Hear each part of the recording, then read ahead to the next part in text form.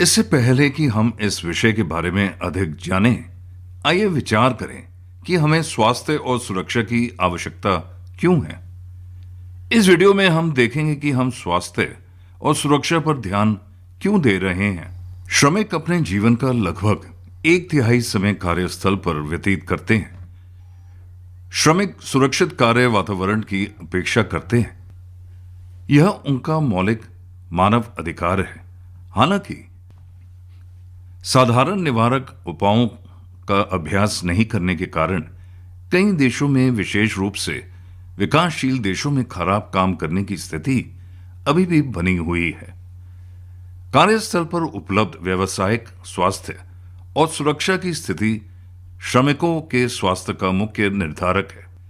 तेजी से औद्योगिकरण, तकनीकी प्रगति और वैश्वीकरण के कारण जटिल कार्य सेटिंग्स में पूरे विश्व में श्रमिकों को 2 प्रकार के व्यावसायिक खतरों का सामना करना पड़ता है। पारंपरिक और साथ ही नए खतरे।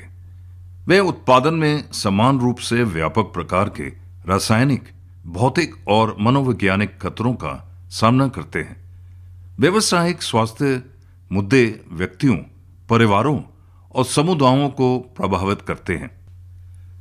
कर्मचारियों के स्वास्थ्य और सुरक्षा के प्रति राज्य, नियोक्ता, प्रबंधक और कार्यकर्ता सहित सभी हितधारकों की कुछ जिम्मेदारियां होती हैं। काम के माहौल को सुरक्षित बनाने के लिए उन्हें चिकित्सा, इंजीनियरिंग और विधायी हस्तक्षेप करने की आवश्यकता है। बिजली के क्षेत्र में हमें कार्यस्थल में श्रमिकों के स्वास्थ्य और सुरक्षा के प्रति जागरूक होना चाहिए। दुर्घटना और चोटों से बचने के लिए विद्युत कार्य करते समय स्वयं की देखभाल के साथ साथ सहकर्मियों की देखभाल अत्यंत महत्वपूर्ण है। आत्म सुरक्षा का ध्यान रखने पर दुर्घटना नहीं होगी। यह सुरक्षा सुनिश्चित करना महत्वपूर्ण है। स्वयं और सहकर्मी, कंपनी की संपत्ति, जनता। किसी भी काम को शुरू करने से पहले अगर काम करने की स्थिति असुरक्षित लगती है या भ्रम की स्थिति है तो मामले को स्पष्ट करें और उसके बाद ही काम को हाथ में लें। अब हम बिजली कर्मियों द्वारा स्वास्थ्य और सुरक्षा के लिए उपयोग किए जाने वाले उपकरणों के बारे में जानेंगे। पहला, कठोर टोपी गिरने वाले मलबे से बचाने के लिए हेलमेट का पट्टा ठीक से पहनने की सलाह दी जाती है।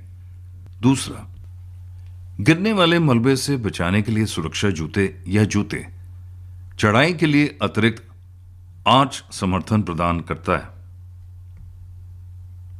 तीसरा, सुरक्षा चश्मा या चश्मा खतरनाक चकाचौंध से बचाने के लिए, खासकर जब सक्रिय लाइन पर काम कर रहे हों। चौथा, इंसुलेटेड रबड़ के दस्ताने फटने या पंक्चर होने से बचाने के लिए। पांचवा, श्वास यंत्र और मास्क वातावरण में प्रदूषण से सुरक्षा प्रदान करने के लिए।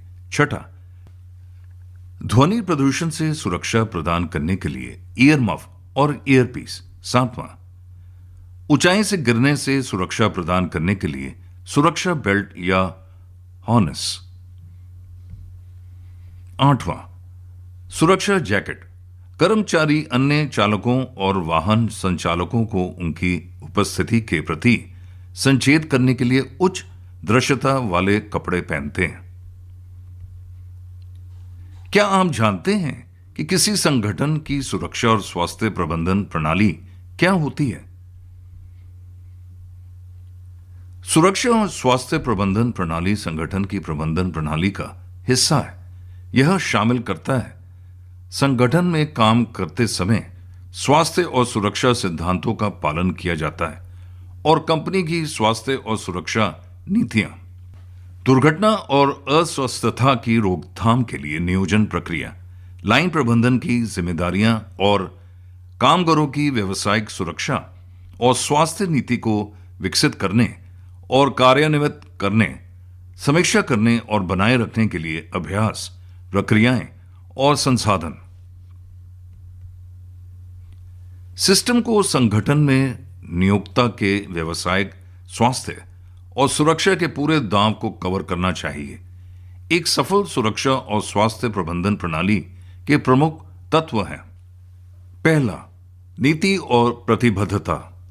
कार्यस्थल को कार्य पर सुरक्षा, स्वास्थ्य और कल्याण अधिनियम 2005 की धारा 20 द्वारा आवश्यक सुरक्षा विवरण तैयार करने के भाग के रूप में व्यावसायिक सुरक्षा और स्वास्थ्य नीति कार्यक्रम तैयार करना चाहिए।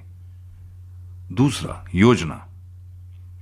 कार्यस्थल को सुरक्षा व्यक्तित्व में निर्धारित अपनी सुरक्षा और स्वास्थ्य नीति को पूरा करने के लिए एक योजना तैयार करनी चाहिए। तीसरा, कार्यान्वयन और संचालन।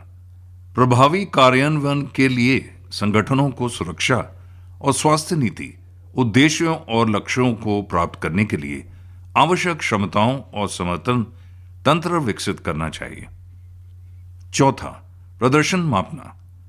संगठन को सुरक्षा और स्वास्थ्य प्रदर्शन को मापना, निगरानी करना और मूल्यांकन करना चाहिए। कब और कहां सुधार की आवश्यकता है, यह प्रकट करने के लिए प्रदर्शन को सहमत मानकों के विरुद्ध मापा जा सकता है। पांचवां, प्रदर्शन की लेखा परीक्षा और समीक्षा करना। संगठन को अपनी सुरक्षा और स्वास्थ्य प्रबंधन प्रणाली की लगातार समीक्षा और सुधार करना चाहिए ताकि इसकी समग्र सुरक्षा और स्वास्थ्य प्रदर्शन में लगातार सुधार हो सके। छठा, सुरक्षा और स्वास्थ्य प्रबंधन प्रणाली की समीक्षा में किन मुद्दों को शामिल किया जाना चाहिए। एक संगठन को सुरक्षा और स्वास्थ्य प्रबंधन प्रणाली की प्रारंभिक समीक्षा करनी चाहिए और समय समय पर समीक्षा के साथ इसका पालन करना चाहिए। प्रारंभिक समीक्षा में मौजूदा सुरक्षा और स्वास्थ्य प्रथाओं की तुलना की जानी चाहिए। सातवां, क्या मुझे सुरक्षा और स्वास्थ्य नीति का उदाहरण कहीं भी मिल सकता है? सुरक्षा और स्वास्थ्य नीतियां प्रत्येक संगठन के लिए विशिष्ट होती हैं। किसी संगठन की नीति की सामग्री संगठन में मौजूद खतरों और जोखिमों पर आधारित होनी चाहिए और इस तथ्य को प्रतिबिंबित करना चाहिए कि व्यवस्थित खतरे की पहचान और जोखिम मूल्यांकन किया गया है। न्यूनतम के रूप में नीति में एक प्रतिबद्धता होनी चाहिए कि सुरक्षा और स्वास्थ्य कानून का पालन किया जाएगा और सभी स्तरों पर नीति को लागू करने के लिए जिम्मेदार लोगों को नामांकित करने चाहिए और उनकी जिम्मेदारियों को परिभाषित करना चाहिए। आठवां, प्रभावी सुरक्षा और स्वास्थ्य प्रबंधन में प्रभावी आपातकालीन योजना शामिल है। इसे क्या कवर करना चाहिए? संगठन को दुर्घटनाओं और आपात स्थितियों का जवाब देने और उनसे जुड़े सुरक्षा और स्वास्थ्य प्रभावों को रोकने और कम करने के लिए प्रक्रियाओं को स्थापित और बनाए रखना चाहिए। यह कार्यस्थल पर सुरक्षा, स्वास्थ्य और कल्याण अधिनियम 2005 की धारा 11 द्वारा आवश्यक है। नवा, दुर्घटना और खराब स्वास्थ्य डेटा का उपयोग करने में सावधानियां। दुर्घटना और खराब स्वास्थ्य डेटा महत्वपूर्ण है क्योंकि वे सुरक्षा और स्वास्थ्य प्रदर्शन के प्रत्यक्ष संकेतक हैं। इसलिए कार्यस्थल में स्वास्थ्य और सुरक्षा प्रक्रियाएं कर्मचारी की बीमारियों और चोटों को बहुत कम करती हैं। प्रशिक्षण स्वास्थ्य और सुरक्षा के लिए महत्वपूर्ण और प्रभावी है। ऐसा इसलिए है क्योंकि यह अनुचित स्वच्छता के कारण संभावित चोटों और बीमारी या संदूषण को रोकने के लिए कर्मचारियों को उचित कार्यस्थल प्रक्रियाओं, प्रथाओं और व्यवहार पर शिक्षित करेगा।